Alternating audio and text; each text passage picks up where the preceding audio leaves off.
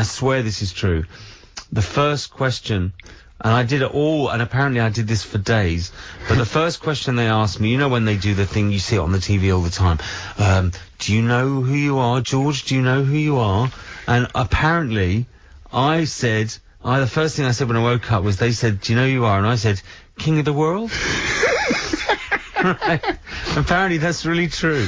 I didn't know that for months afterwards. Crikey. But the thing was, what happened was, I actually scared everybody the first, obviously with the illness, but then when I woke up, I spoke, and apparently I did about 2 days stand-up comedy that was all based on 99. It was just there somewhere in your brain. It was just there somewhere in my brain. I was talking in this West Country accent all the time. It was a bit like that. That's quite scary, because there are stories about people coming out of brain trauma and never getting their normal voice back. Exactly. My sisters, who were obviously so relieved that I'd actually woken up, were just laughing away at this kind of this stand-up comedy, and the doctors were worried that I had this condition where, you know, some people wake up speaking French or something, some language they learned at school or whatever. Mine was 2 days of this kind of vaguely Bristolian. Good grief! Kind so of, it would have been like a Wurzel record, your new single. Yeah, I could have talked like that all the way through my life.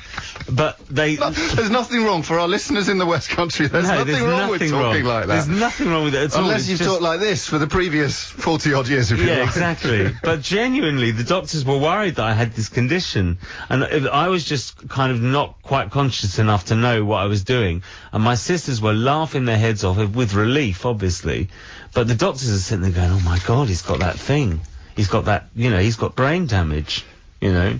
But luckily it wasn't that. It was just an unfortunate coincidence.